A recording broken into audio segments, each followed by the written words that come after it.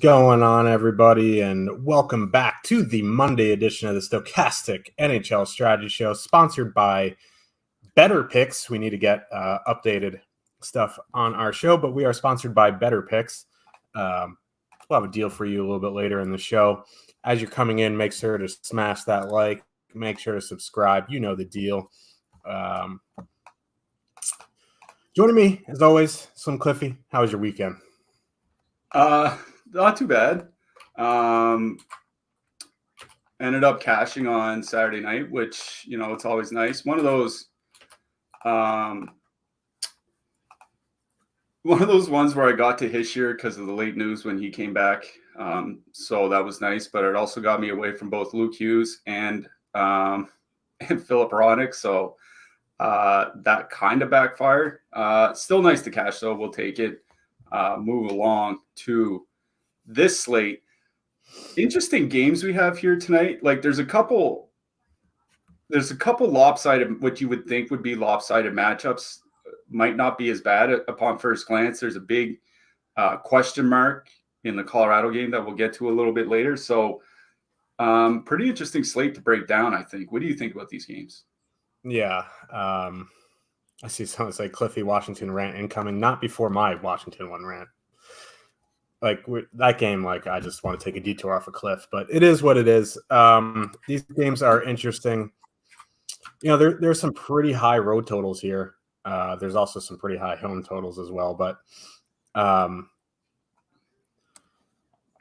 there's a couple of really big spend up spots that as long as McKinnon plays and he's questionable, he was sick, he missed morning skate. You can take your best guess. It's a 50-50. We really don't know. There are a couple games I legitimately don't have much interest in at all. So I don't know. I feel like my lineups, I already have a decent idea what I'm going to do with my lineup, but 6-game slate, I'll never say no to. It's much better doing 6-game slates than 14-game slates. So I do really like this one. Maybe I have a little bit of tunnel vision, but that might not be a bad thing. Yeah, interesting totals on this slate too. When you see the San Jose Sharks and the Buffalo Sabres with the same goal total, when we know how good Buffalo was last year. Obviously, Tage Thompson's still hurt, but we know how good Buffalo was offensively last year. I just think it kind of speaks to where they are as a team right now. There's some interesting stuff going on with the Sabres. We'll talk about that in a little bit, but yeah. San Jose again, man. I mean, I got to give it up for Michael Granlund. I said I wouldn't play him again until he retires. And he goes out and has a goal and assist in the last game. Good for him, I guess. Yeah, I mean, whatever. You know what I mean? You look at that ownership on that line tonight, and I just want to cry. Go ahead and play him. It's fine. We'll get to that game, though. I'm surprised Washington totals that high, man. They just... I guess Kuznetsov back, but we'll get there when we get there. I don't want to get angry 30 seconds into the show. Yeah. Let's get into this slate, but before we do, you can get 50% off OddsShopper Premium Monthly with promo code Black Friday. That ends tonight, so it's a limited time offer. This gets people access to all the OddsShopper Premium tools, the Discords, and our experts' picks, which are now on OddsShopper. A lot of good stuff. I think Ben Raza, Greg Ehrenberg were in the OddsShopper main chat at 1:30 answering your questions. So it is good value. So promo code Black Friday ends tonight, 50% off. My wife advocating drinking, no claws. Absolutely not. After the show, I sat in the chair and drank claws, and I ended up not moving from the chair until after lock. The sombrero went on.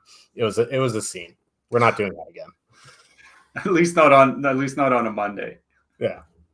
We'll save that for next week when it's a wild week for us in the Harris household. Lots of stuff to do. Probably going to drink some claws. Buffalo Bruins. The Boston Bruins with a 3.8 total heading into Columbus. The Blue Jackets have a 2.6 total. Columbus played last night. They lost 3-2 to Carolina. I thought Mr. Lickens played really well. Kind of got a little unlucky there at the end. This is an interesting game because we all know Boston's won prowess on the power play. Their 5-on-5 numbers actually aren't that good. And this is not the best power play spot. The Blue Jackets don't take a ton of penalties. So when I was coming into this slate, I was like, oh, yeah, if I'm spending up, it's going to be definitely for Colorado 1. Now McKinnon is questionable, and there is no real expensive late swap option. I guess you can go McKinnon with a cheap D-man, and then if he's out, you can just swap it in whatever. But I'm kind of off Boston 1 here. They're fine. Don't get me wrong, but in 1 to 3, I don't think I'm going to get too much Boston 1. If you want to one-off Pasternak, it's fine. He's 9,800. It's expensive, but he obviously can get there. But their 5-on-5 numbers are lacking. It's not a great power play spot, and they're coming in with a fair bit of ownership, 14%. It's still about half of their top 2 stack percentage, so there's positive leverage there. I just think, there are much better options for cheaper in better power play spots tonight. If you want to play them, I'm not going to tell you no, but I'm just telling you my thoughts in 1 to 3. I just don't think this is a good enough spot where I can justify spending $22,200 on DraftKings for a power play spot that leaves a lot to be desired. So then you start going down the lineup here because there really isn't a matchup that Columbus. That top line actually is okay, but after you get past that top line, there's just not much there defensively. If you want to go to a Coyle, Van Riemsdyk, Frederick, I guess that's fine. And then you see one of the most negatively leveraged lines on the slate is Boston 3, DeBrusk, Courtois, and Heinen. They're coming in projected at 11%. That's just bonkers. At that point, I'm just going to go play the Sharks, honestly. So don't have a lot from the Boston side. Columbus 1, I think, is in play in MME. I just, from a 1 to 3 perspective, I don't love this game. Yeah, Boston 1 is interesting. 2.9 expected goals for per 60 minutes this year, 3.3 against, and they are actually giving up more shots against than they're landing on net so far in their sample. They're up over 120 minutes together so far this year. Now, they are scoring quite a bit. 4.6 goals per 60 minutes of 5-on-5. That's what happens when you have Marchand and Pasternak and McAvoy and Lindholm on the blue line and those guys. So there's still a lot of offense here, but you're right about the power play spot. Columbus is only shorthanded 2.9 times per game. That's really not a lot. League average still around 3.4, 3.5. So clearly they're well below that.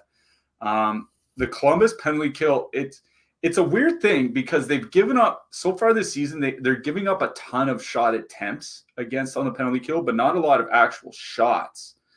So it's not really resulting in a lot of goals. The flip side of that, Columbus goaltending has a 933 on save percentage on the penalty kill so far this year. That is absolutely absurd. That's going to regress pretty heavily. I'd be shocked if they were over 900 by the time the end of the season roll around, probably closer to 880 or something like that. So the penalty kill is going to regress, but they don't take enough penalties to really get buried by it in a single game.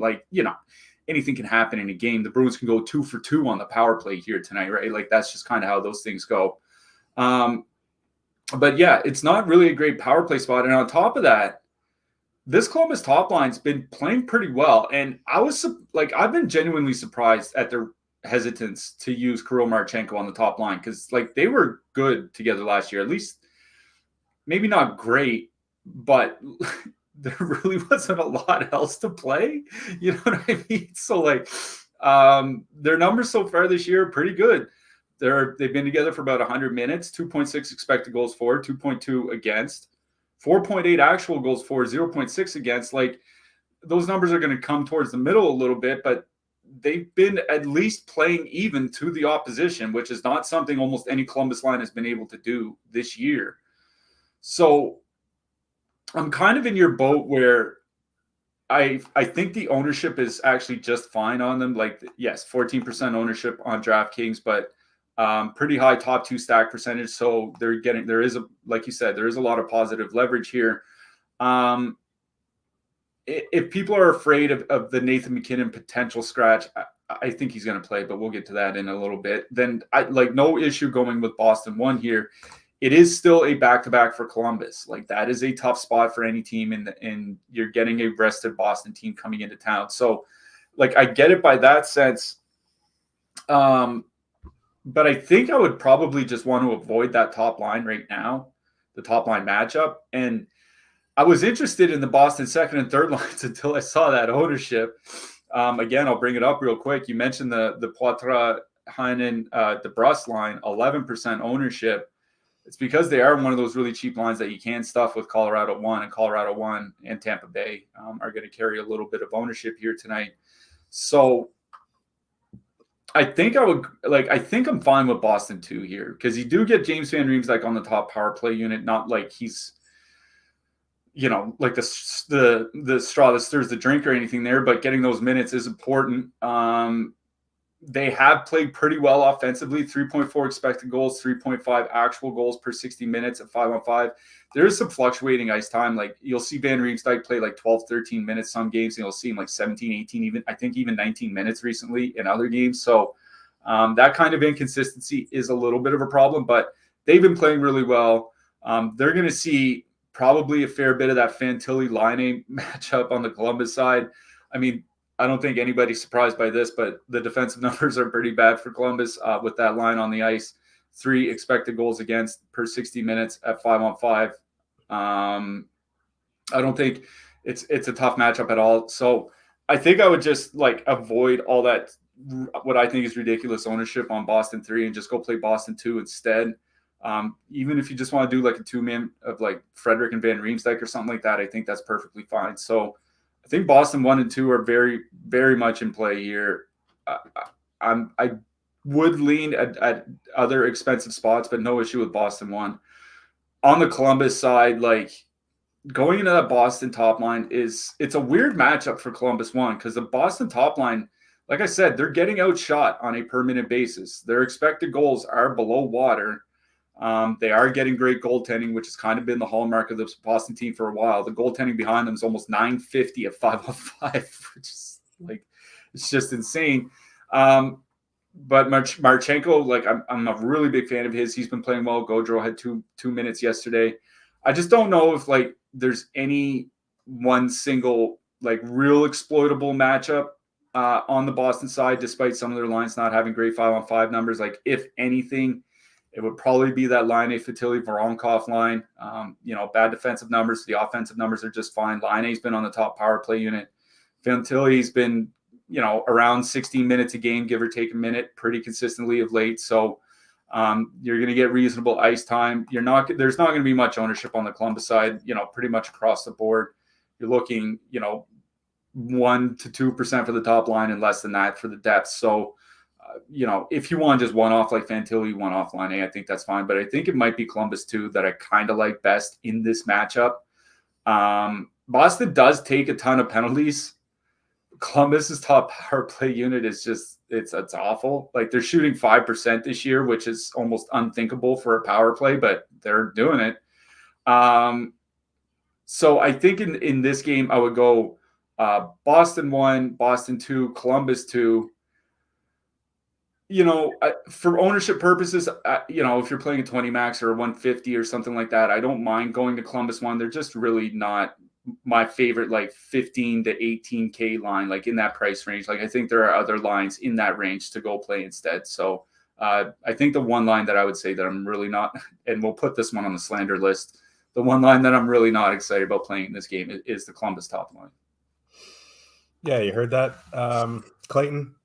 Johnny Gaudreau sucks. I get it. But also shout out the Rangers putting up a 7 spot on that .950 save percentage. Suck on that. But yeah, I agree with your analysis. Let's move on to a game that feels wildly important. Florida Panthers with a 3.5 total heading into Ottawa. The Senators have a 3.2 total. Senators mixing up their lines, going back to Timmy Stew, Brady Tkachuk, and Claude Giroux. Josh Norris with Drake Batherson and Joseph. Tarasenko down on the third line with Kubalik and Rourke Chartier. Status quo for the Panthers. I always want to say the Flyers. Whenever I don't know what it is. I need a coach. That's what I need. It's that FL sound from Florida Flyers. Yeah, that's got to be it. Anyway, we were talking about this game before the show. We're kind of interested with the line matching because it's kind of important for the Florida side. For the Ottawa side, it doesn't truly matter, I guess. But what you noted was that Norris Batherson, the last time they were together at home, they went out pretty much a little bit over half the time against the Los Angeles Kings top line. So if that's the case, they're going to be getting the Barkov-Reinhart-Erod matchup. And Norris and Batherson this season have putrid defensive numbers. And you see the Florida top line ownership here at 1.6%. And that's probably right, even if it doubles to 3.5, right? We were on them the last game. They got shut out by Hellebuck, and everyone was big mad. But, if you follow that same process, compared to Florida's 2 ownership at 12.1%, Florida 1 is an extremely good GPP play. Now, Florida 2 is also an extremely good GPP play because even if they avoid the Norris Batherson line, the Stützle-Tkachuk line, at best, are trading chances. So, Florida, it's pick your poison. I think you can power play stack as well. On the Ottawa side, if the Norris Batherson line does take the Barkov matchup, I don't mind Ottawa 1 here. They're coming in with a little bit more ownership than the Boston top line, but they're $2,100 cheaper. Stützle and Tkachuk on the top power play. Drew's their best playmaker. It's just a question. Florida's always high event. Bobrovsky sometimes, falls asleep at the wheel. I kind of was hoping that the Norris line was going to go out against Tkachuk so I can game stack the Tkachuks, but I don't think that's going to be the case. Yeah, it might not be Tkachuk season here tonight. Starting on the Ottawa side, it is interesting that the top line does have fairly poor defensive numbers. 3.5 expected goals against, 4.2 actual goals against in about 100 minutes together for Stützle, Giroux, and Tkachuk. The reason why that's interesting is in a much, much bigger sample last year, over 500 minutes together, they had better than league average defensive numbers. And, they've only played 100 minutes together this year. It might be a small sample. I'm wondering if it's not a change in approach offensively. One thing I've been talking about on Twitter over the last few days, on and off, and basically over the last couple of weeks, is there's a lot of teams that have completely changed the way that they're approaching their offensive attack so far this year. Carolina, by far, is the most notable one. If you look at where they typically shot from in years gone by, it was shots from the point and, cleaning up rebounds and deflections, stuff like that in front of the net. If you look this year, they're not taking any shots from the middle of the ice. They're all coming from the circles. Something like that is happening. We'll talk about Buffalo in a second. It's happening with Buffalo, happening with the Rangers to an extent. So both teams in that game. Vegas is another team that's doing that.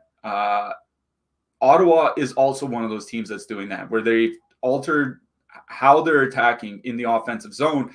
And I'm wondering if it's not leading to worse defensive results because they're still trying to get used to that offensive system, and it's leading to missed passes, turnovers, bad shots, those types of things that could lead to, high percentage counterattacks against. So it is still not a huge sample, like I said, around 100 minutes, but I think it's something worth interesting to monitor because 3.5 expected goals against is awful. That's something you'd expect to see on a team like San Jose and not on the top line in Ottawa. Say what you will about Ottawa, Stützle, Tkachuk, and Giroux is a really, really good top line. Even with the defensive injuries, it shouldn't be that bad. So I'm wondering if it's going to turn around. I'm not sure if it will. The thing is that they're still generating a lot offensively. They're generating even more expected goals and about the same actual goals for as they are against. So they're still creating quite a bit. And I brought up Tim Stützle in my picks article today. Free to read over at Stokastic.com. Head on over to the NHL section. what I brought up about Tim Stützle is he's on pace for 113 points this year, shooting 10%, where he's normally like a 13, 14, 15% shooter. So he's actually been a little bit unlucky in that regard, and he's still on pace for 113 points. He's over 3 shots per game. So you got to think he's going to pick it up a little bit offensively. Brady Tkachuk has been shooting quite a bit. He always does, but he's up to almost 15 shots per 60 minutes over his last 6 games, which is just like absolutely insane shot creation. So I would prefer that they go up against the Bennett, Verhaeghe, Tkachuk line, because I really don't want them going in Barkov and Reinhart. So I don't mind that matchup. So I do like Ottawa 1 here tonight. Ottawa 2, I'm out on. Norris and Batherson, awful numbers together this year. 2.3 expected goals for, 3.4 against. Even worse when you look at actual goals for and against. Shot attempts, 53 per 60 minutes. Shot attempts against, 72. So, they're getting soundly outplayed when they're on the ice. Batherson has been heating up, though. He had a really low shooting percentage through the first few weeks. He has 4 goals and 7 points in his last 5 games, 17 shots on net. A bit of that is coming from the power play, which I'll get to in a second, but I don't think that's going to be a very good line with Matthew Joseph on the other wing. So I'm out on Ottawa 2. Ottawa 3, I don't know. Kubalik has actually been shooting more lately than Vladimir Tarasenko, and that's something we mentioned the last time Ottawa was on a slate, was that Tarasenko's kind of turned into more of a playmaker than a shooter as he's starting to get a little bit older. He's 32, 33 years old now. So I don't think it's necessarily a bad idea to go to Ottawa 3, 2-man Tarasenko and Kubalik or something like that. But I think I'd rather just kind of go to the other side of the game and go to the cheap guys for Florida if I'm going to do that. Lundell, Luostarinen, and Cousins. Those guys do have a pretty good sample or pretty good numbers in a small sample. 78 shot attempts for, 53 against per 60 minutes. Lundell and Luostarinen are shooting a little bit. I think I'd rather go to the Florida 3 side than not play Ottawa 3 here. It's the Florida top 6 that is really interesting. I did write up Carter Verhaeghe in the picks article today. I made the note that even Sam Bennett jumped up to one of the power plays in their last game. So Bennett might have taken a spot, Verhaeghe spot on the power play, but you still get 2 out of the 3 guys on that top power play unit. 3.3 expected goals per 60 minutes for that Florida 2 line. They just haven't scored together yet this year. Matthew Tkachuk is down near 3% shooting. Verhaeghe's still scoring well, but it's Kachuk's lack of offense is really hurting that entire line. It's just a matter of when. I did notice Tkachuk is taking a lot more shots from distance this year than he typically does. He's a guy that usually lives within about 20 feet of the net. He has more shots from the faceoff dots, so I think that might be part of it, but still doesn't explain having only 3 goals at this point of the year. It's Florida 1 that I do have more interest in. If they go up, it looks like they're going to go up against Norris and Batherson, and that's a matchup that heavily favors the Florida side. With Evan Rodriguez on the top line, 3.0 expected goals, 6.0 actual goals. Now they're shooting 17% as a line.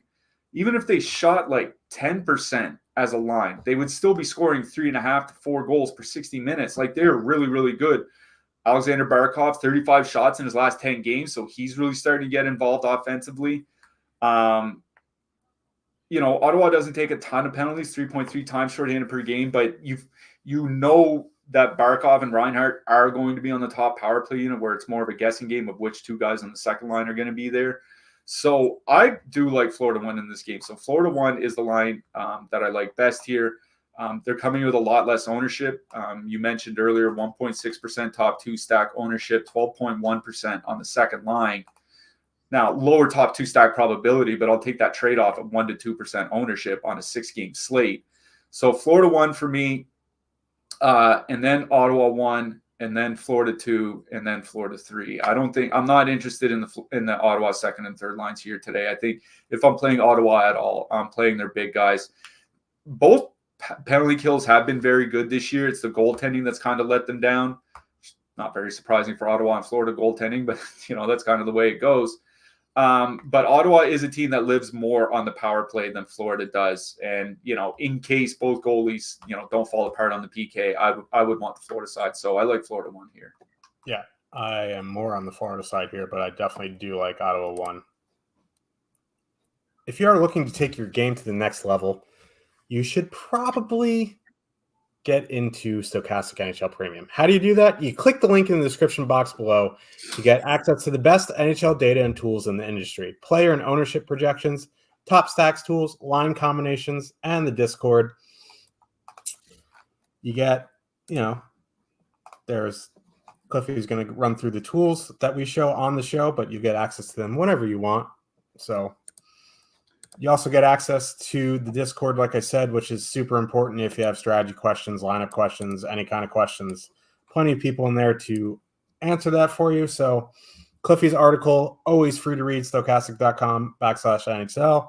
The show is obviously always free as long as you smash that like button. But if you're looking to take your game to the next level, smash that link in the description box below. You can get weekly, you can get monthly, you can also add on Fantasy Cruncher if you want. Thank you, Fantasy Cruncher. Buffalo Sabres with a 2.5 total heading into Madison Square Garden. The Rangers have a 3.5 total. Rangers 13-1-1 in their last 15, which is insane because their top line has been crap all season. Starting to come around a little bit. They scored a couple goals against the Flyers at evens. Blake Wheeler making a difference, maybe. I don't know. Hope not. Anyway, this is actually a good matchup for the Rangers top line.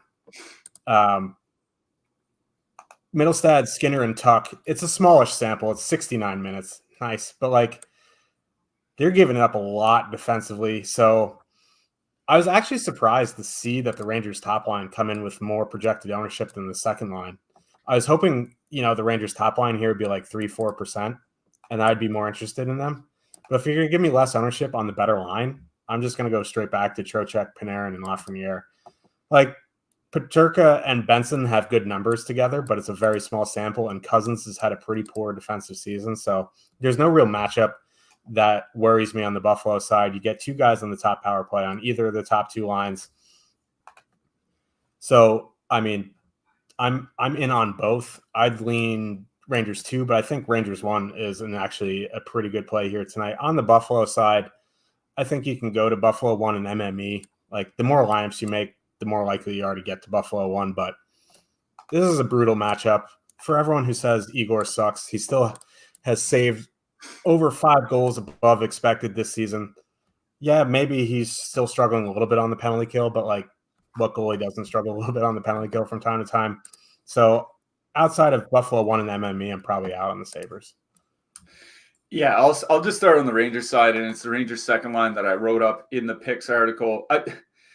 The price for the Rangers second line on FanDuel is over $22,000, which that's really, really expensive. I get not wanting to play them on FanDuel for sure. But on DraftKings, they're very reasonably priced, $17,900. That's definitely up from where they've been. We've seen them in the $15,000 price range, but they're justified. The price is justifiably rising, right? It's not like they're getting more expensive and not doing anything, like we've seen with Dallas One at times. I got to get in some Dallas One slander while I can. They have been playing exceptionally well. 3.3 expected goals with Vincent Trocheck there this year, 3.4 actual goals per 60 minutes. Lafreniere getting pretty high levels of ice time. He's been the most used forward outside the top power play forwards for a couple weeks now. Artemi Panarin's shot rate has jumped up to be top 10 amongst all forwards in the league, which is something that he is not really known for. Let's just put it that way. Buffalo's top line, not really that good defensively. Like you talked in a small sample, 3.4 expected goals against. The numbers really weren't that great last year. They were better, but still below average. So I don't think this is going to be a very tough matchup for the Rangers top line. For the second line, it's even better. Peterka and Zach Benson, like 2.8 expected goals against in their minutes together, 42 shot attempts for, 64 against per 60 minutes. Like they're getting soundly outplayed. Dylan Cousins isn't enough to make up the difference there. So that's a pretty good matchup against the second line. So, they'll see most of the second line matchup, but they'll see, a fair bit of just the top six in general. It's going to be a pretty good matchup for that Rangers second line. So I do like New York too quite a bit here tonight. Buffalo's about league average by time shorthanded per game. The difference has been a .913 save percentage on the penalty kill. They're another one of those teams that is going to see some penalty kill regression just through their goaltending alone moving forward. And the important part is with Eric Gustafsson running the power play, the Rangers' top power play unit's gone on pretty much not missing a beat. Like the goals are down, but still exceptionally high and would be amongst the best power plays in the league if they did that for a full season. Like I think they're still around 13 goals per 60 minutes with Gustafsson there, which, they can tear apart just about anybody. So you get Trocheck and Panarin on that power play unit. Trocheck stands a pretty good chance of playing like 19, 20 minutes. So does Panarin. Lafreniere around 16, 17.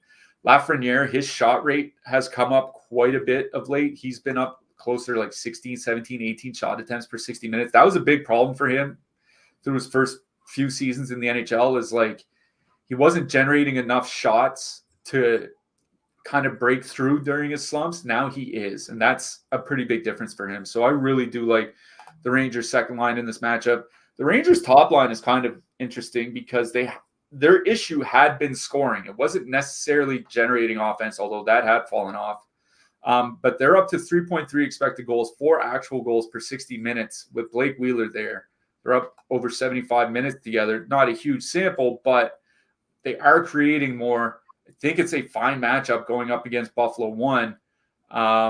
Chris, you talk about Chris Kreider's net front presence. Like if there's a guy that can kind of get through this Buffalo goaltending on the penalty kill, it is Kreider. So I do like Rangers 1 here. I just think I like Rangers 2 better. We've seen a bigger sample, whether with Hedl, whether with Trocheck. Lafreniere shooting more, not that worried about his ice time and all that. So Rangers 2 and then Rangers 1 for me. You talked about the ownership. Almost no difference between the two, 6.8%, 7.4%. It's just about how much money you want to spend. Rangers 2 for me, then Rangers 1. On the Buffalo side, like I think it's top line or bust here for me on the Buffalo side. Like I do like Zach Benson as a player. I'm just not sure he's ready to play top 6 minutes. You know what I mean? Right now against, like Panarin, Trocheck, and Lafreniere or something like that. Like I was saying, his numbers with Peterka, not very good so far this year. The Buffalo top line with Middlestat, better, but still not great. I will say Alex Tuch is having an underrated season. A lot of his playmaking metrics are looking excellent. Might be a reason why Jeff Skinner's still scoring so well at 5-on-5. The thing with Buffalo is like, it's not like they're coming in low owned, right? Like, the second, third lines or whatever aren't going to carry much ownership, but the top line's actually coming in with negative leverage. I mean, negative leverage on the road against the Rangers. The Rangers do not take a lot of penalties, 3.3 times shorthanded per game.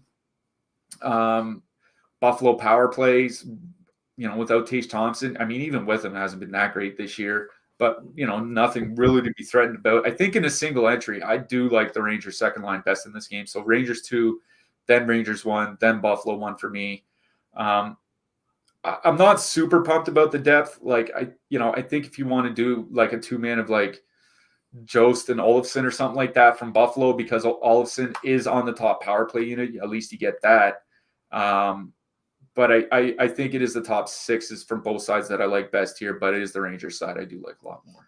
Yeah, and if you are an Eric Gustafsson guy, this could be his last ride. Supposedly Adam Fox will be back on Wednesday. But for a replacement in the waiting, he's been certainly very, very good on the power play. Yeah. Tampa Bay Lightning with a 3 total heading into Colorado. The Avalanche have a 3.5 total. Big news here. Nathan McKinnon missed morning skate, sick. Unless like if it's flu, I don't want to speculate, but if it's like a cold, he'll probably play. If he had like bad tuna or something, I don't know. Like I'm not speculating. Yeah, like the only way we don't know what kind of illness it is. Like they would never tell us that. The only way I could see him not playing is if it's one of those, like he's literally laying in bed with an IV and can't stop throwing up or diarrhea or whatever, like something like that. Like you said, if it's a cold or even like just a mild flu, he's gonna play. Yeah. So like it's the Tampa. It's like they're gonna get the Tampa 1 matchup, right? It's that conundrum. Not the best 5-on-5 matchup. And yes, Vasilevsky's back, but like, second game back from back surgery. Yeah, but come on, man. Yeah, he's better than Jonas Johansson. Thank you. That's what I was trying to get at. Like Vasilevsky at 85-90% better than Jonas Johansson. But like Colorado 1, they're going to play 22, 23 minutes. They're going to play so much. It's kind of like the McDavid thing. They're not always going to see Tampa 1. So it's like when you spent up for Boston 1 last year, right? With Bergeron, you're like, they might play 16 minutes, and they're about the same price. But with Colorado, they're going to play 20 plus minutes. So I think if you're going to spend up and McKinnon's in, you go to Colorado 1 here. That's my favorite spend up option. The interesting line for me is the Colton O'Connor Wood line. I don't think you need to full stack it because it's under 10,000 on DraftKings, and you only really need it if you're playing Colorado 1, and then you kind of turn it into a Colorado Josh stack, which kind of feels a bit funky against Vasilevsky on a 6-game slate. But like that line is creating incredible amounts. And if they're going to get, okay, like this Cirelli and Esamont, like you said, have very good numbers together, but Cirelli and Stamkos, awful together. So like there's still not enough data on that full line to know if they're going to be good or not. So I do, if you're not playing Colorado 1 and you need a filler, I don't think you need full stack. I think you go like Colton Wood or Colton O'Connor. On the Tampa side, I think it's kind of dependent if McKinnon plays, right? So like, what do you kind of do here? If you're an MME player, I think you have a CSV ready with Colorado 1. But if he's out, I think you just global swap to Tampa 1 here. I can't imagine, right? I think what would happen is with McKinnon out, Ryan Johansson would move up to the top line center, or like Jonathan Drouin, something like that. And they won't be the same line. They'll be okay, but they're not going to be the same line. So in that sense, if McKinnon's out, I do really like Tampa 1. I think it's an okay matchup anyway because Colorado takes a boatload of penalties. The penalty kill has been pretty good, but like if you're going to give Kucherov and Point 5-6 opportunities on the penalty kill, like they can score. You saw what they did to Carolina, who has an elite penalty kill, just bad goaltending. It's kind of the inverse, but like the same thing could happen here. So I do like both top lines in this game. Yeah. Should note there's a $2,600 difference on DraftKings between Colorado going down to Tampa Bay. The way you get around that swap, if you don't want to leave $2,600 on the table or even more, depending what else you have left, what you do is you just put in like a $3,000 defenseman from the late games. Somebody like Nick Hague, maybe even Nick Perbix from this very same game. Somebody from the San Jose game, Matt Benning, Emberson, whatever. And then if you have to swap off of Colorado because McKinnon is a scratch, then you move your defenseman up. You roster Mikhail Sergachev or Mackenzie Weegar. Maybe you can even get up to Victor Hedman. Like that's kind of how you work around the late swap without having to leave, thousands of dollars in salary on the table. But it is nice to have that option that if you want to use Colorado 1, you can. And if McKinnon isn't in the lineup, there are ways to change your roster around. So don't be scared off McKinnon just because he's, ostensibly a game time decision. Like if you do like Colorado 1, and I do like Colorado 1 here tonight. I wrote them up in the picks article strictly because they're getting so many minutes, right? Like Valery Nichushkin is pretty consistently playing like 24, 25 minutes a night, which is like some of that's coming on the penalty kill, but he's skating a lot. And McKinnon's skating like 17 minutes a night at even strength alone, let alone whatever he gets on the power play, which gives him like an extra 5, 6, 7 minutes or whatever. So Pardon me. So 3.5 expected goals, 5.9 actual goals. Lots of ice time. They'll see mostly the Tampa top line, which has been, pretty good defensively so far this year. But like you said, they'll see a fair bit of that second line as well. And Cirelli and Stamkos just have bad defensive numbers this year. They have bad defensive numbers last year. How they mix with Esmont remains to be seen. Should also note, Colorado has been changing their lines a bit during games, and it's mainly because they're like more or less benching guys that are on the fourth line. I think Cole Koepke and Austin Watson played like 6 to 8 minutes in the last game, and they just moved around all their other players. So you'll see a bunch of different line combinations anyways, but I don't think it's that bad of a matchup for the Colorado top line. And Colorado is drawing a ton of power plays, 4.1 power plays per game. It's one of the highest marks in the league. Now, Tampa, both penalty kills have been excellent this year. Like, we should say that. But if you're going to give McKinnon, Nichushkin, Rantanen, and Makar, those guys, 4 or 5 power plays here tonight, I like those chances better. Now, like, Colorado does take a lot of penalties of their own. So I do think Tampa 1 is in play here tonight, but I have these lines pretty much equal. And one of them has all 3 guys on the top power play unit. One of them doesn't. One of them, they're pretty much all guaranteed to skate 20 minutes here tonight, and the other one's not. So I would give the edge to Colorado 1 here, though. You want to go, I mean, we saw what Tampa 1 did on Friday against Carolina. Like, they can go off against anybody. So if you want to play Tampa 1, go right ahead. And I do love me some Brandon Hagel, 22 points in 21 games this year. I wrote about him last week over at Elite Prospects. He's just such a good player. I think that's one of the, if you're playing Tampa 1, you leave him on the line, right? Like, that's not one of those third wheels that you leave off, I think, unless you're just going power play stack and putting Stamkos there. But I would leave Hagel on your Tampa 1 stacks, but I do like the Colorado side more. It's Colorado 2 where things get really interesting. You mentioned the numbers for Colton, Wood, and O'Connor. 85 minutes together, 5-on-5, 98 shot attempts per 60 minutes of 5-on-5. That's a power play. That is legitimately just power play offense. 4.4 expected goals. Now, they're still not scoring a lot. There is like a line mate quality issue to this. Like, I do think Ross Colton is pretty good. He's not an elite player, though. Miles Wood is not an elite player. Logan O'Connor is not an elite player. You're not going to get elite goal scoring rates from them, but you might get a lot of shots from them. And I did write up Ross Colton because even though Colton's only been playing 12, 13, 14 minutes, he's pretty regularly putting up 3 shots on goal per game. That's not the DraftKings bonus, but he's staying involved offensively. That Tampa second line, we said, not been that great defensively with Stamkos and Cirelli there. So I don't mind like a 2-man of like Colton and Wood or Colton O'Connor or something like that. I think that's more than playable here tonight. Once you get down to that third line, though, like, I don't know, man. Like, yeah, you get Drouin on the top power play unit, but they're really not generating anything. About league average by shot attempts, below league average by expected goals. The defense has been fine, but, I'm not playing them because they have great defense. Like, that's not what DFS is about. So if I'm playing cheap Colorado, it is Colorado too. On the Tampa side, like I mentioned, I do like Tampa 1 in this matchup. Should say, like, Colorado's top line's defensive numbers have been really good. 2.1 expected goals against. Like, it's not a cupcake matchup. Losing Sam Girard does kind of hurt because it forces them to play one of, like, Josh Manson or Caleb Jones or whomever else a little bit more.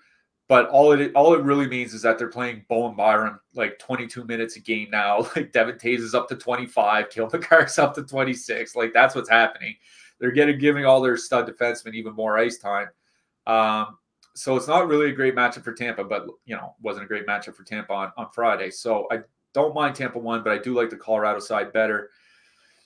Esamon and Cirelli were really good on the third line. I'm interested to see how that goes with Stamkos there.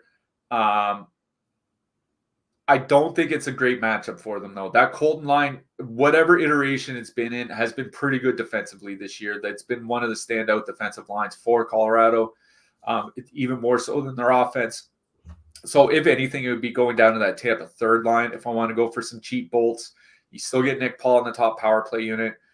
Tanner Jeannot is one of the guys that doesn't get benched. He'll still play, even if he's not playing a ton, he'll still get 13 minutes or something like that. So like a two-man of like Paul Jeannot, I think is fine. But I think top to bottom, I'd like the Colorado side better here tonight. Yep. And just, be around if you are using the Avs for that McKinnon news. As we mentioned off the top, we are sponsored by Better Picks, and you can double your first deposit up to $500. Better Picks takes the traditional fantasy picking concept and amplifies it with the ability to win up to 100x your entry if you correctly select up to 8 picks. Choose wisely and watch your winnings soar. Forget about frustrating ties and pushes. Better Picks keeps the excitement flowing with no pushes allowed. Every pick counts and every decision matters as you strive for victory. Better Picks covers a wide range of sports, including NFL, NBA, MLB, NHL, and more. Whether you're a seasoned sports fan or a casual enthusiast, we offer an extensive selection of player projections to choose from. Dive into the action, analyze the stats, trust your instincts to make the winning picks. So click that link in the description below, get your first deposit, double your first deposit up to $500. And the legal age for gambling in most states is 21 plus. And if you or someone you know has a gambling problem, call or text 1-800-GAMBLER. Vegas Golden Knights, 1-800-GAMBLER, right into Vegas. Vegas Golden Knights with a 3 total. Heading into Calgary, the Flames also have a 3 total. Looks like the same lines on both sides. The difference is here, Flames have new power play units. Connor Zari's off the top unit. Martin Pospisil's off both units. Yegor Sharangovich is on the top unit with Elias Lindholm. Andrew Mangiapane's on the second unit. And can I jump in for a second? Go ahead. Vegas Morning Skate is just started about 10 minutes ago, and they've swapped their lines around. Looks like a top line of probably Paul Cotter, Jack Eichel, Mark Stone. Second line of Howden, William Karlsson, Jonathan Marchessault, and then Barbashev, Stevenson, and Amadio on the third line. How does the real Wild Bill not get up on that top line? We need to send Jake to send a strongly worded letter.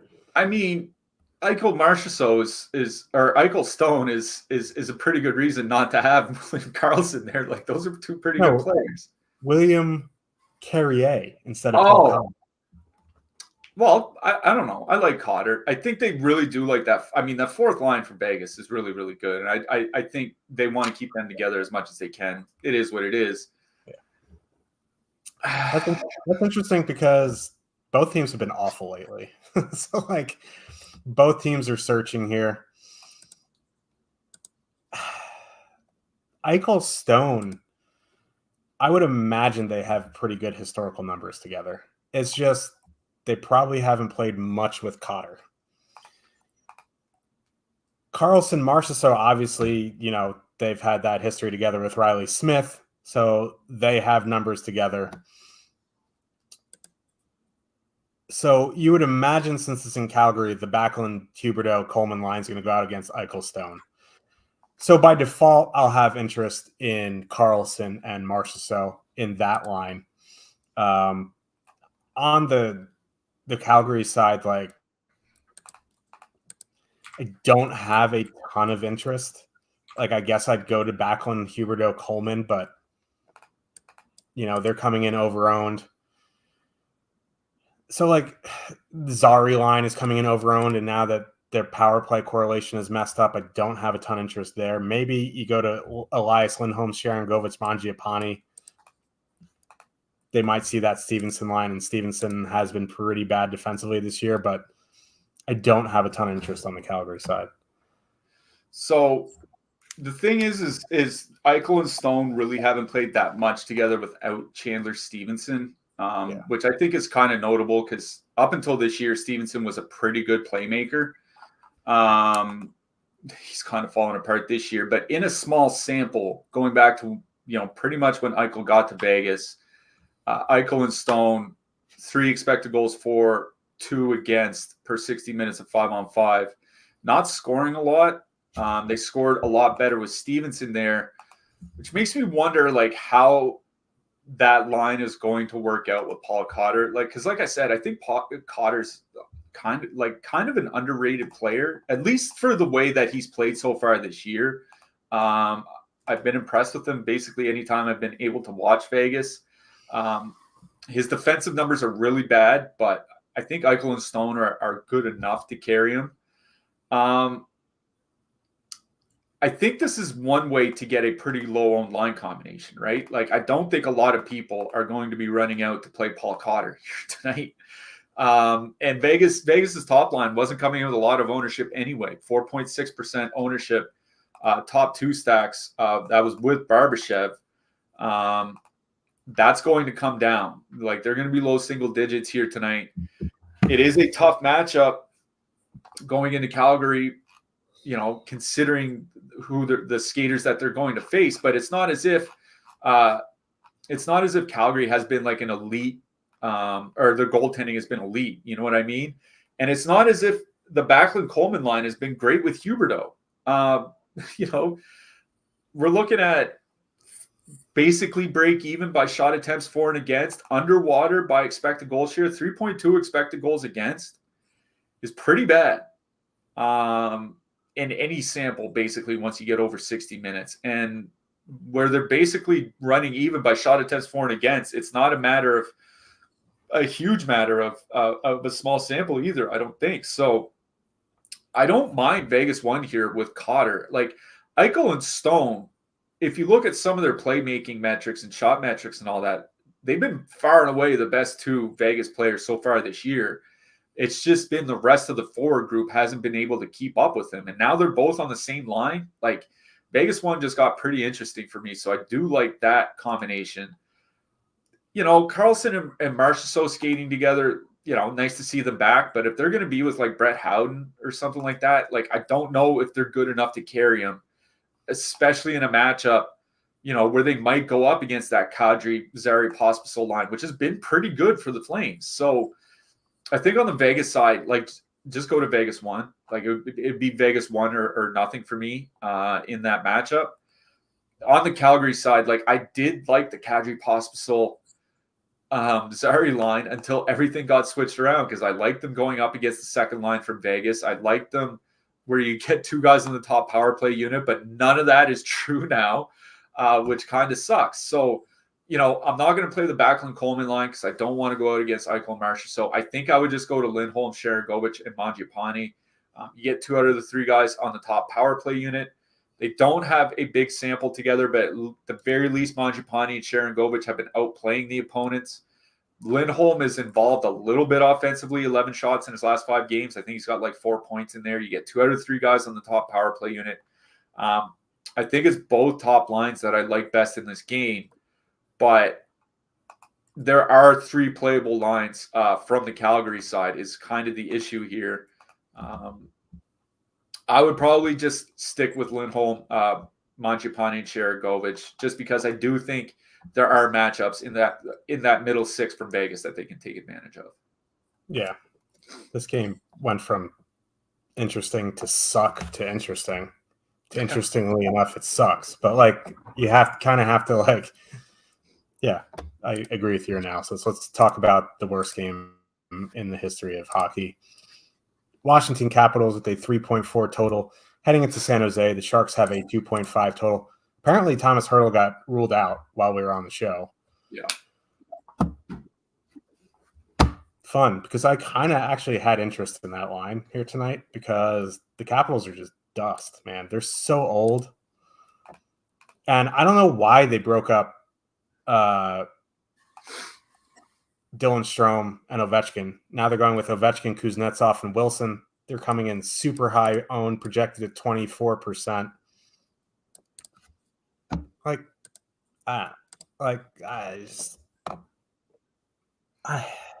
I have interest in the Strome McMichael Phillips line.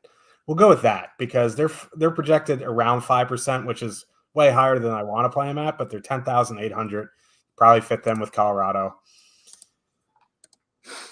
It's an unreal spot for Washington.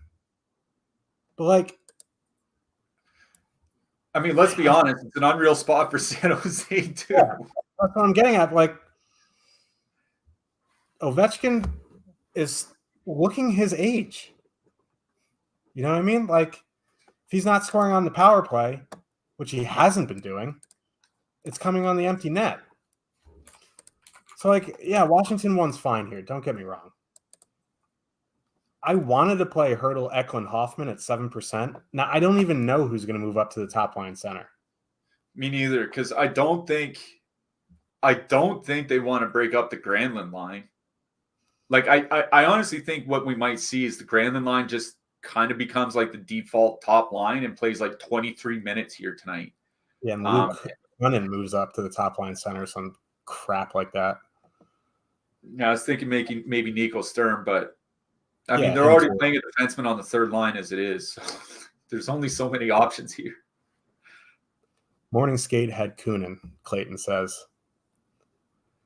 Oh, I cannot stand Luke Kunin. But put him on your list. But, like, I think what I'll do on the Sharks side here is, maybe I'll one-off Eklund or two-man him with Hoffman. I don't know. Like, this is a pretty good matchup for the Sharks. And we don't get to say that too often. But the Duclair Zetterlund-Granlund line coming in at almost 18% projected makes me just want to get sick with McKinnon. Like, I just don't want to play them at that ownership. I'd rather play Washington 2. I'd rather play Colorado 2. Like, the laundry list is long of lines I'd rather play than Mikael Granlund at 18%. I don't care that he had 2 points and 19.5 DK points. In the long run, fading Mikael Granlund will be profitable. This game sucks. If you're on Washington, it's fine. I just don't think I can do it. Yeah. The thing is like, I had mentioned it, I think, in our chat, our Discord earlier today. It was either that on Twitter. The San Jose defensive numbers had actually been starting to get a little bit better. I did write about that in the picks article because I wrote up John Carlson. Over their last 10 games, 25th in the league by expected goals against. Like, they're no longer like at or near the bottom with, like, you know, the Columbuses or whatever. They're actually looking like a functional NHL team defensively. Offensively, I think, is a little bit of a different matter. Part of that was Hertl and Hoffman have been playing pretty well. Part of that is Zetterlund and Granlund have been playing pretty well together. Problem is like Zetterlund and Granlund are just not generating any offense. 42 shot attempts per 60 minutes at 5-on-5. Like, that's sometimes you'll see penalty killers generate roughly that much. Duclair, 10 shots in his last 5 games. He's still, you know, getting involved offensively somewhat, even though he's not on the top power play unit. I am not a fan of Luke Kunin going to play with William Eklund. Like, that's just like Kunin just can't play with him. Like, he doesn't have the skill to do it. So, I mean, anything can happen. I think something that should be noted is that as San Jose's defense has gotten better, Washington's has gotten worse. Like, Washington has been one of the worst teams by expected goals against over the last 10 games. It's the goaltending that has saved them at times. It looks like it when you watch their games. They do look like a team that is just getting outplayed pretty much night after night. You mentioned Ovechkin and Kuznetsov. So far this season, 65 minutes together, 42 shot attempts, 4 per 60, 72 against. The numbers weren't that much better last year. It was like 50 shot attempts, 4 and 65 against. Like, they were getting outplayed last year, and things are worse this year now that they're all a year older. I have no problem playing Washington here. One thing I worry about is that power play. The power play has been bad, like just flat out bad. And the coach said to expect major changes to the power play. Now, what that actually means, we don't know. Whether it's just moving Ovechkin to a different spot than he's been in his entire career, whether it's entirely new personnel. Like, they do use 2 pretty even units, so I don't even know how many more guys they could possibly switch in and out on the top unit. But the San Jose penalty kill has stayed like pretty bad. If there is a spot where Washington's power play could break through, it is this one. I'm kind of with you, though. I do like that Washington second line a little bit better. Dylan Strom's playmaking numbers this year have actually been really, really, really good. Like, one of the top 25 players in the league for assists on scoring chances. They're coming in with a ton of ownership, but if you just want to do like a Strome McMichael 2-man or something like that, I think that's perfectly fine. They're they're going to see those second and third line matchups from the Sharks, which have just been absolutely atrocious so far this year. Far, far worse than the top line. So, I think you can even stack like Ovechkin with Strome, because Ovechkin's going to play both halves of the power play most likely, no matter what. So they'll at least be on the power play together at some point. So if you do want to do like Strome, Ovechkin, Wilson, or Strome, Ovechkin, Connor McMichael, I think that's perfectly fine here. So I would probably lean to some sort of stack like that. The Nick Dowd, Beck Malenstein fourth line is actually kind of interesting for me from Washington. And the reason I say that is because that fourth line from the Caps isn't getting like true fourth line minutes. If you look of late, like Malenstein over their last 4 games and Malenstein and Nick Dowd both have been getting more even strength ice time than Dylan Strome has. They lean on that fourth line quite a bit. And as much as I don't like to use fourth liners, if you're going to play fourth liners, you play the ones that could play 14 or 15 minutes against this San Jose depth. So I honestly think that this Washington fourth line, at least like a 2-man of like Dowd, Malenstein or something like that, is actually in play here tonight. For me, it would go Washington 1, San Jose 2, Washington 2, and then Washington 4. Missing Thomas Hertl is a big loss for the Sharks. They don't have a lot of talent as it is, and he's pretty much the only guy other than like Granlund or Eklund that can be, or Duclair, that can do anything on the ice. So I don't like to, but I think I still favor the Washington side here. Yeah, you can't talk about how big of a loss Hertl is. Like, even though he's been bad this season, he's easily their best player. Yeah. So like, Luke Cunnin, come on, couldn't even crack the top 6 in Nashville. Couldn't even crack the bottom 6 at some point either. That's true. That is true. Coming up after us, NBA Deeper Dive at 5 p.m. with Josh Engelman and Adam Schur. 6 p.m. NBA Live Before Lock with Greg Ehrenberg and former Iowa State caddy Eric Lindquist. 7:15 p.m. Eastern, NFL Showdown Live Before Lock with Neil and Matt Bellman. So make sure to stick around for that. Let's talk a little bit about the defenseman here. As much as I don't want to play the Caps tonight, like the one thing I do like to do against the Sharks is play defenseman, because they're going to play minutes regardless. So Carlson, probably one of my favorite spend-up options here tonight. Excuse me.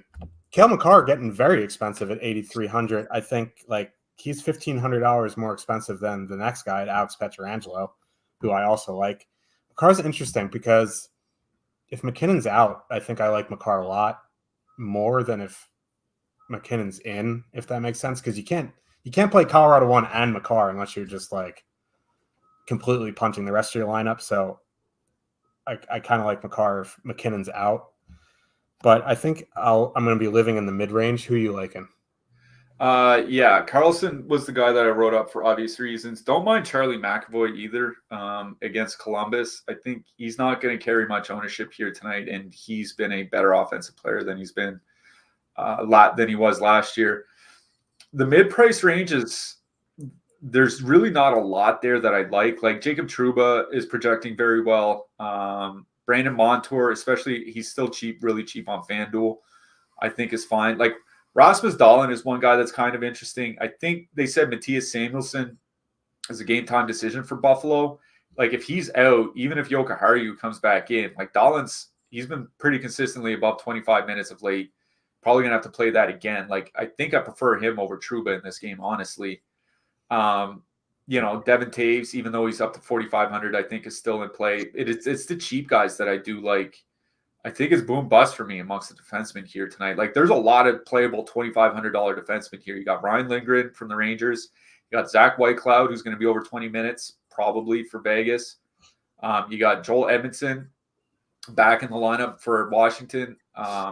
He's been back for a few games now, but he's 2,500 against San Jose. You got Eric Brandstrom from Ottawa, all 2,500 on DraftKings. So there are a lot of cheap guys to use.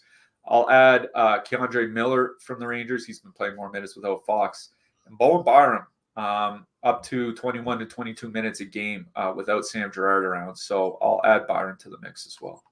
Yeah, and I'll just mention Eric Gustafsson, 4,400 could be the last ride for that power play with him. So don't mind that there. Let's check in on some goalies here. Igor at the top of the board at 8,400.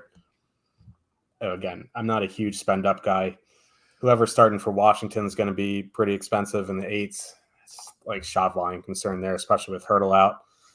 Linus Ullmark, Jeremy Swayman, the Boston goalie, whoever it is, I think has legitimate shutout potential. Then you start going down the list. I think Aiden Hill, whoever starts for Vegas, I'm interested either if it's Aiden Hill or Logan Thompson at 7,600. Vasilevsky at 7,400, especially if McKinnon is out. Mackenzie Blackwood maybe at 7,100. He's actually been decent this year. Yeah. So like you have to consider him. And then after that, like they're really you like anyone else here? Like I hate goalies every night. Yeah, I know you do. Swayman starting for Boston. I don't really want to pay up 8,200 on the road for a goalie, but if you're not paying up for Colorado, Tampa Bay, or whatever here tonight, like you might have the salary for it. So I honestly don't mind him. I wrote up Aiden Hill in the picks article. He's a little bit too expensive on FanDuel. DraftKings, he's only 7,600 though. He's had a really, really good season. Leading save percentage amongst all regular starting goalies this year, so good for him. As you mentioned, Mackenzie Blackwood, 7,100 at home. Like, yeah, okay. Like, the thing is like, even if he lets in like 2 goals on 28 shots or something like that, it's still not that bad. I mean, the win might be tough to come by on FanDuel. That's kind of the only problem. I do like Vasilevsky as well at 7,400. I mean, there is a chance that McKinnon doesn't play. If you face that team without Landeskog, without McKinnon, without Lehkonen, without Girard, like, that could be a decent chance. Even if McKinnon's in, I don't mind Vasilevsky for 7,400 on DK. Yeah. Who are you looking for your hat trick pick? I mean, I had Hurdle, which is unfortunate. So quick pivot to one of your boys, going with Alexis Lafreniere. Ooh, had a Ranger, but it's okay. Going with the guy behind me, Timmy Stützle. Let's go. Yeah, I like that. First jersey. First show with the jersey. May as well get a hat trick. Might as well. We will be back tomorrow, Tuesday. Nice little 8-gamer, I believe. NHL schedule is kind of flattening out a little bit here. We've kind of gone away from 1, 12, 2, 17. You know what I mean? 17 is not possible, but you know what I mean. But yeah, make sure you smash that like button on the way out. If you're sticking around for NBA, you'll see if you have the notification button on, you'll know when it goes live. But everyone, good luck tonight. Hopefully, San Jose Arena, there's a giant sinkhole before the game. No one gets hurt, and the game gets canceled. Good luck, everybody. Good luck tonight, everyone.